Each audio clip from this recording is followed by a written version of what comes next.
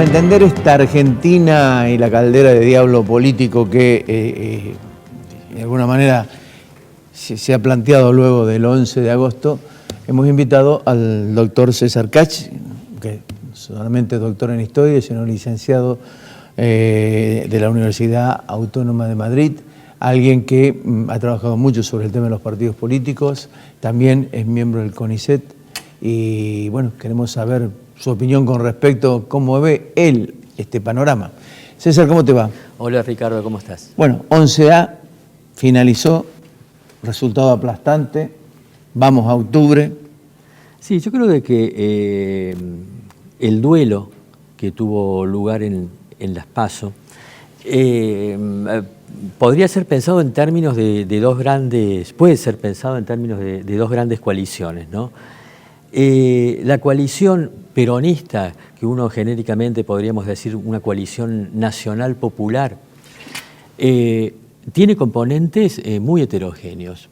Por un lado, tenemos los gobernadores peronistas, los intendentes del conurbano bonaerense, sectores sindicales, movimientos sociales. Tenemos también vanguardias ilustradas, con mucho peso en las universidades públicas y en el ámbito de la ciencia y de la técnica. Y en este conjunto heterogéneo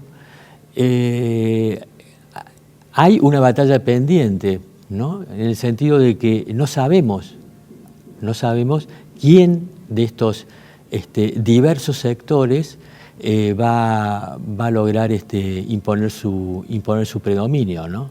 No es lo mismo Massa y Felipe Solá que la Cámpora, por ejemplo. ¿Es una batalla ideológica?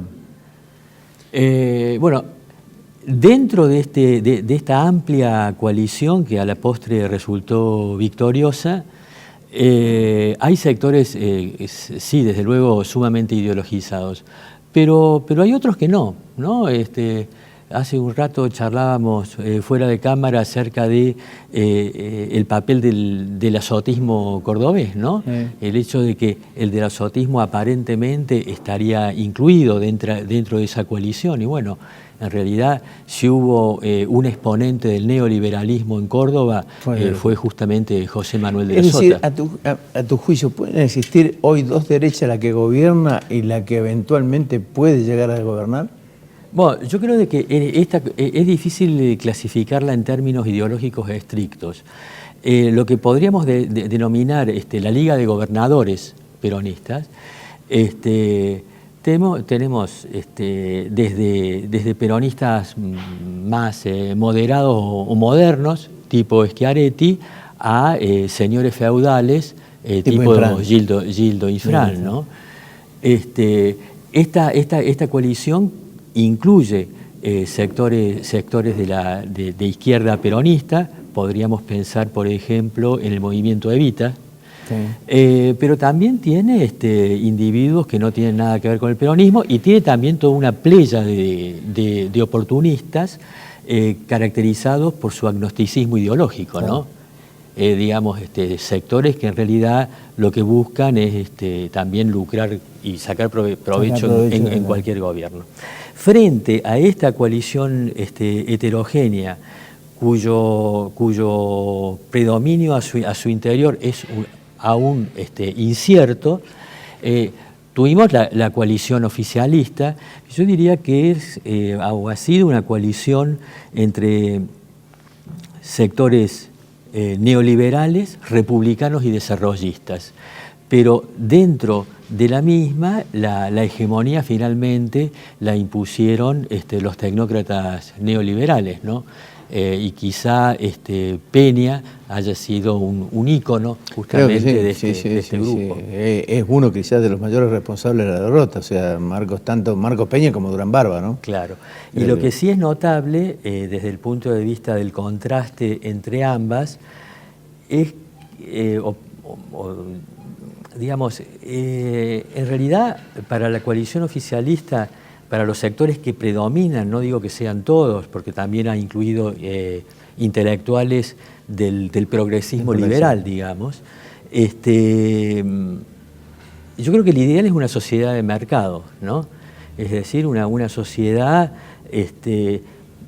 donde circule, donde haya movimiento de riqueza, donde haya circulación de riqueza, donde haya crecimiento, pero donde haya incluso una continuidad de políticas de gasto social y de políticas sociales lo suficientemente relevantes como para impedir levantamientos populares o crisis sociales de envergadura, pero una sociedad terriblemente asimétrica, terriblemente desigual, en donde a la postre quienes ganan son siempre los más poderosos. Claro, a ver, recuperar precisamente esa sociedad luego del episodio, o mejor dicho, de estos 4 años de timba financiera y de destrucción de puestos de trabajo y de enriquecimiento de un solo sector con empobrecimiento del otro, va a ser medio difícil, ¿no?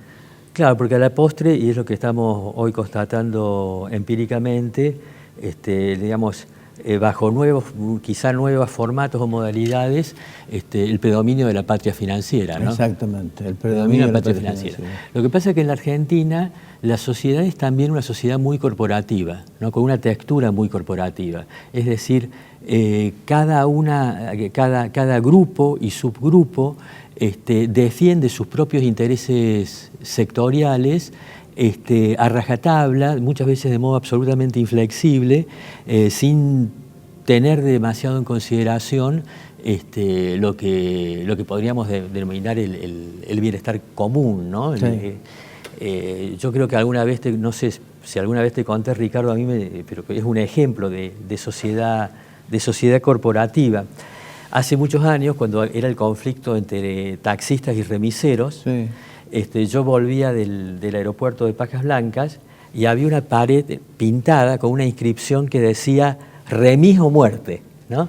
Remis o muerte. Es que un emblema, un símbolo, digamos, de una sociedad terriblemente facciosa, ¿no? Sí, facciosa y corporativa. A tu juicio, una vez ya con los resultados puestos, o el resultado puesto, un presidente que va a una conferencia de prensa no hace la mínima autocrítica y responsabiliza al pueblo del resultado. ¿Cómo se ve? Sí, en realidad creo que ha sido un grave error del presidente Macri haber adjudicado al voto de sus adversarios los movimientos financieros, ¿no? Creo que el propósito subjetivo que lo animó es lo que denomino la ilusión pedagógica. Es decir, él cree que la sociedad, los votantes pueden aprender de su propia experiencia. ¿No me creen? Bueno, ahí tienen la experiencia de lo que ha ocurrido, ¿no? Y por lo tanto, la siguiente vez que tengan que votar en octubre, lo harían de modo distinto.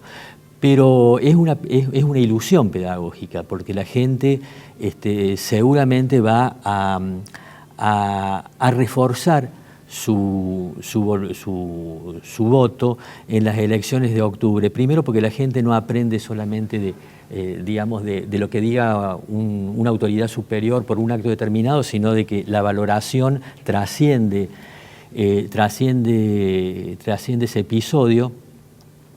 Y además tener en cuenta otro factor, y es que en todas las elecciones, en todas las consultas electorales, siempre existe una porción del electorado, un segmento del electorado que vota ganador, ¿no? Claro.